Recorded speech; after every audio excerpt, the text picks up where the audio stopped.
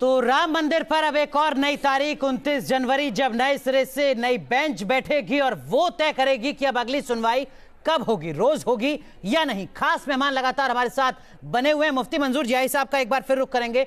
जियाई साहब, बीजेपी आरोप लगाती है कि जजों को महाभियोग के डर से डराने की कोशिश कर रही है कांग्रेस पार्टी। क्या आपको लगता है कि वही एक वजह है? क्या उसी तरीके की दलील में कुछ दम है या सही फैसला है जो अदालत की तरफ से लिया गया है? 29 जनवरी को संविधान के तहत नए सिरे से सुनवाई होनी चाहिए। जय साहब। अनुराग मैं बता दूं आपको कि हिंदुस्तान के अंदर में 20 रियासतों में बीजेपी की सरकार है और वो ये किसको डराएंगे।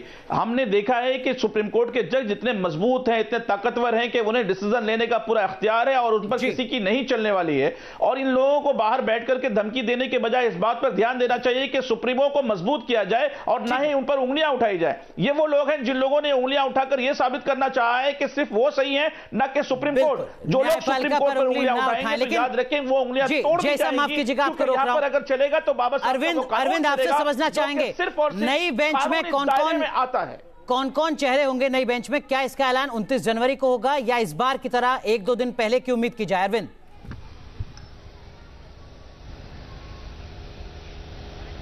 देखिए, आमतौर पर जब नई बेंच का गठन होता है तो चूंकि 29 जनवरी को नई बेंच को सुनवाई करनी है, लिहाजा उससे पहले ही बेंच का गठन हो जाएगा।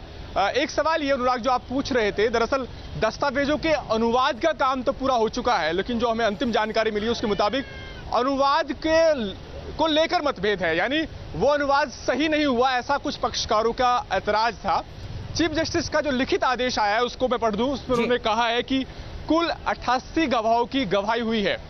ये गवाही तकरीबन 15,800 पेज में दर्ज है जी। हाईकोर्ट का फैसला 8,533 पेज का है।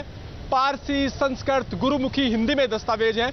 इनका अनुवाद हो चुका है जी। लेकिन अनुवाद जिस तरीके से हुआ है उसको लेकर मतभेद है और यही वजह है कि सुप्रीम कोर्ट रजिस्ट्री को यह परखना है कि क्या यह अनुवाद अंग्रेजी में सही तरीके से हुआ है नहीं। तो अनुवाद नए सिरे से हुआ है, लेकिन 29 जनवरी से पहले पेज भी सुलझ जाएगा। बहुत संक्षेप। देखिए, मुझे नहीं पता क्या हुआ क्या नहीं हुआ, क्या इसके टेक्निकल फॉल्ट हैं, लेकिन मुझे ये पता है कि मैं हार चुका हूं इस लड़ाई को। अब ये मंदिर कभी नहीं बनेगा और पूरे देश को भुगतना नहीं, जीते नहीं है वो बर्बादी ला रहे हैं, लेकिन बर्बाद वो भी होंगे। देखिए, फैसला कोई भी आएगा, हिंदुस्तान जीतेगा, संविधान जीतेगा। दूसरी बात जो ये नहीं, एक सेकंड, दूसरी बात जो ये सवाल उठा रहे हैं, राजीव धवन साहब ने कोई इल्जाम नहीं लगाया था यूयू ललित साहब के ऊपर। यूयू ललित साहब हिंदुस्तान के सबसे महानतम जज हैं, उन पे उन्होंने एक राय दी थी कि चूंकि ये वकील रह चुके हैं तो ये तो उनकी महानता है। यूयू ललित साहब की महानता है कि उन्होंने अपने आप को अलग कर लिया। और अगर चीफ जस्टिस ऑफ इंडिया चाहते तो वो कहते नहीं, ये बेंच में रह सकते हैं, हम सुप्रीम कोर्ट को सैल्यूट मारते हैं। और जिन लोगों को इसके फैसले की बहुत जल्दी है उनको ये मालूम होना चाहिए कि फैसला ये आने की उम्मीद ज्यादा है कि वहां बाबरी मस्जिद थी, बाबरी मस्जिद